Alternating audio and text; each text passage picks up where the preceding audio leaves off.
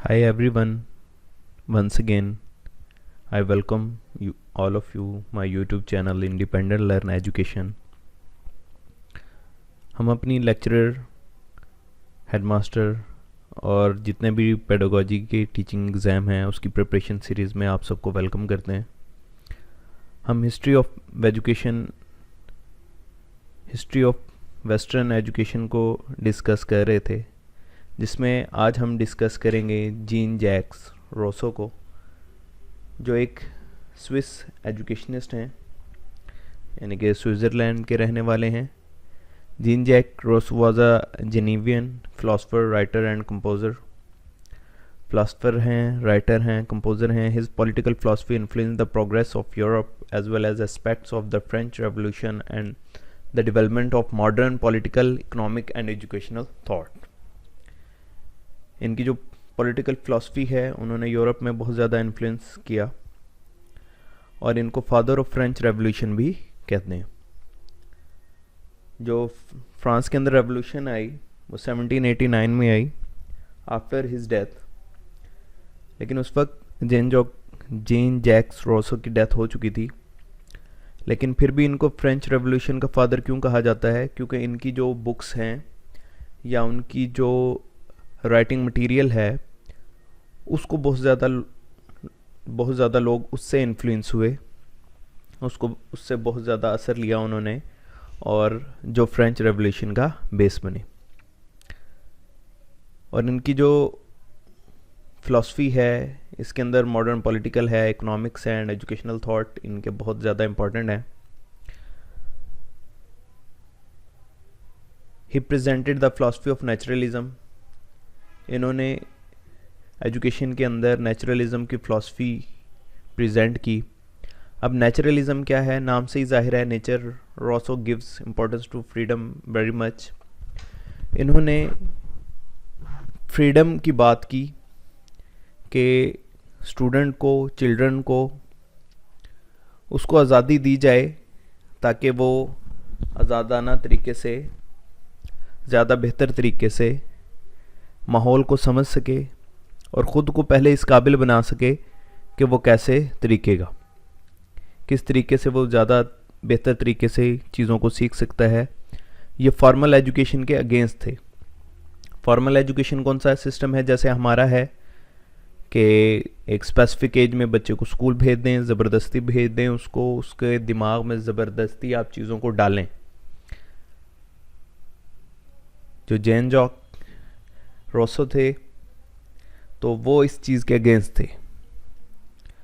And as he thinks that freedom exists in the nature, he claims that education should be natural and free, and there is a need to educate citizens who are naturally free. तो ये इस बात पर भी जोर देते थे कि नेचर क्या है, नेचर में इंसान को क्या पैदा किया गया? फ्री पैदा की है। तो एजुकेशन भी क्या होनी चाहिए? नेचुरल, और क्या होनी चाहिए? फ्री होनी चाहिए, कि बच्चे को बग़ैर किसी रिस्ट्रिक्शन के आज़ादी होनी चाहिए चीज़ों को सीखने की। उसके बाद जो इन्होंने, इनके जो बहुत सारे थॉट्स हैं जिनको हम डिस्कस करते हैं। Man is born free and everywhere he is in chain. इनके मुताबिक अल्लाह ताला ने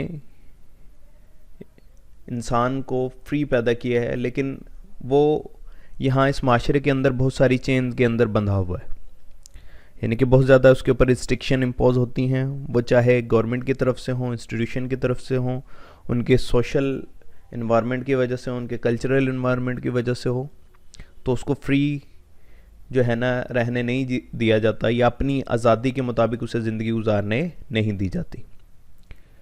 ये एजुकेशन सिस्टम में प्ले वे मेथड या रोल प्ले मेथड को बहुत ज़्यादा इंपॉर्टेंस देते हैं। Believed in child centred education, individual education and natural environment. बहुत ज़्यादा जोर देते हैं चाइल्ड सेंटर्ड एजुकेशन पे। इनके नज़दीक टीचर का रोल ना होने के बराबर है। नेचुरलिज्म फ़िलासफ़ी में सब कुछ बेस करता है चाइल्ड के ऊपर, बच्चे के ऊपर खुद, कि वो किस तरह के एनवायरनमेंट में ज़्यादा बेहतर तरीके से सीख सकता है। इंडिविजुअल एजुकेशन के ऊपर जोर देते हैं कि हर इंडिविजुअल की नीड के मुताबिक उसको एजुकेशन का इन्वायरमेंट प्रोवाइड किया जाए और जितना हो सके नेचुरल इन्वायरमेंट में वो आप उसे ले जाएं। सपोर्ट करते हैं फील्ड ट्रिप्स को कि चीज़ों को देखकर और नेचुरल इन्वायरमेंट में जाके बच्चे ज़्यादा बेहतर तरीके से सीखें। एक दफ़ा और बता देता हूँ, he was against book reading and formal education. जो हमारे यहाँ फॉर्मल एजुकेशन सिस्टम है कि किताबों के अंदर रटा रटाया या ऑलरेडी लिखा हुआ आज से 10 साल 20 साल 30 साल पहले का जो इल्म है उसके ये अगेंस्ट हैं, यानी कि बच्चा उससे हटकर ख़ुद चीज़ों को एक्सप्लोर करे, देखे, एक्सपीरियंस करे और वहाँ से सीखे। Children learn right and wrong through experience. ये इस बात पर जोर देते हैं कि बच्चा खुद एक्सपीरियंस करे राइट का, रॉन्ग का, और फिर उससे सीखे। उसे पता हो कि सोसाइटी में क्या ठीक है, क्या गलत है, कैसे रहना है, कैसे चलना है, क्या चीज़ उसके लिए गुड है, क्या चीज़ उसके लिए बैड है। और टोटली अगेंस्ट हैं कि एजुकेशन के अंदर आप फिज़िकल जो पनिशमेंट है उसको इन्वॉल्व करें, यानी कि रोसो इस बात के बिल्कुल अगेंस्ट हैं कि आप फिज़िकल पनिशमेंट या किसी किस्म की पनिशमेंट बच्चों को पढ़ाते हुए या एजुकेशन के अंदर वो इन्वॉल्व करें। बच्चे को आज़ादी दी जाए राइट एंड रॉन्ग सीखने की और उसे पता हो कि राइट क्या है और रॉन्ग क्या है, एक्सपीरियंस करके उसे पता चल जाए। इन्होंने एक और कंसेप्ट दिया नेगेटिव एजुकेशन का, जो किस एज के लिए 1 to 12 ईयर्स एज के लिए इन्होंने ये कंसेप्ट दिया। नेगेटिव एजुकेशन है क्या? डांसिंग एंड प्लेइंग, यानी कि डांसिंग एंड प्लेइंग का मतलब है कि बच्चा खुद सीखे नेचुरल इन्वायरमेंट में, कि वो एक आवारा की तरह निकल जाए बाहर, चीज़ों को एक्सपीरियंस करे, सीखे, देखे, खुद चीज़ों को सोचे समझे, अपनी जो उसकी रीजनिंग रैशनल थॉट्स हैं उसको डेवलप करे। Negative education means complete departure from the traditional and artificial system of education imposed upon the child, यानी कि वो जो ट्रेडिशनल हमारे यहाँ सिस्टम है उससे हट के जो एजुकेशन का है उसको इसने नेगेटिव एजुकेशन का नाम दिया कि बच्चा जो उसके स्टार्ट 10 to 12 ईयर्स हैं वो उसमें खुद इन्वायरमेंट के साथ इंटरेक्ट करके सीखे। उसके बाद इनकी नेचुरल और नेगेटिव एजुकेशन के कुछ इंपॉर्टेंट पॉइंट है। टू लॉस टाइम वाइजली, यानी कि टाइम को अपने ज़्यादा बेहतर तरीके से कैसे गुजारे वो उसे पता होना चाहिए। उस नेगेटिव एजुकेशन के अंदर या नेचुरल एजुकेशन के अंदर बुक लर्निंग ना हो, फॉर्मल लेसन ना हो, कोई ऐसी हैबिट फॉर्मेशन ना हो कि आप सुबह उठेंगे, इस टाइम स्कूल जाएंगे, इस टाइम आपने पढ़ना है, इस टाइम आपने लिखना है, और कोई भी मॉरल एजुकेशन ना हो। बच्चा खुद चीज़ों को एक्सपीरियंस करे और उससे वो सीखे कि क्या गलत है और क्या दुरुस्त है। और इनका एक और एम है कि हर चीज़ नेचर से ही आई है और वापस किस में जाना है, बैक टू नेचर, यानी कि जहाँ से हम आए हैं वहीं हमने वापस चले जाना है। तो एक और फ़िलासफ़ी को ये सपोर्ट करते हैं, romanticism. रोसो's romanticism was apparent in his vision of a regenerated human nature. He found man to be ultimately good in nature and the society's influence and spoiled man's essential goodness. इसके मुताबिक कि इंसान जो naturally तौर पर है वो क्या है, एक अच्छा इंसान होता है, लेकिन जो सोसाइटी है, सोसाइटी का इन्वायरमेंट है, कल्चर का इन्वायरमेंट है, ये जहाँ वो रह रहा होता है वो इन्वायरमेंट उसके ऊपर इन्फ्लुएंस करता है, उसकी जो पर्सनैलिटी है उसको स्पॉइल करता है और उसके अंदर से जो गुडनेस है उसको ख़त्म कर देता है। तो ये भी रोमांटिसिज्म एक फ़िलासफ़ी है जिसको ये सपोर्ट करते हैं।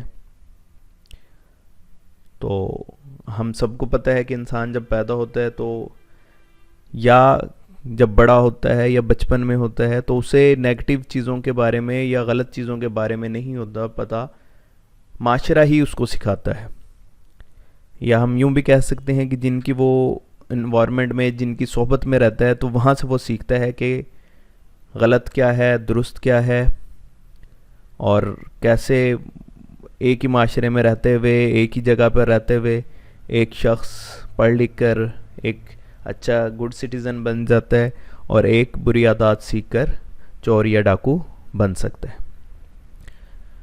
इनकी कुछ बुक्स हैं जो इन्होंने लिखी हैं, जिसमें मशहूर बुक्स सोशल कंट्रैक्ट है।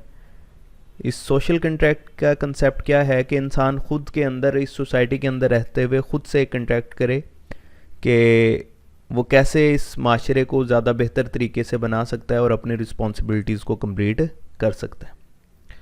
दूसरी इनकी बुक है डिस्कोर्स ऑन पॉलिटिकल इकॉनमी है। और थर्ड एक बड़ा मशहूर इनका नावल है एमएल, जो बहुत ज़्यादा मशहूर है और बहुत ज़्यादा पढ़ा जाता है। तो आज के लिए बस इतना ही। मैं अपना जो आज का लेक्चर है वो अपने मोटो के साथ एंड करता हूँ, learn and lead the world independently. Subscribe my channel, like, share and press the bell icon. My best wishes with all of you. Thanks.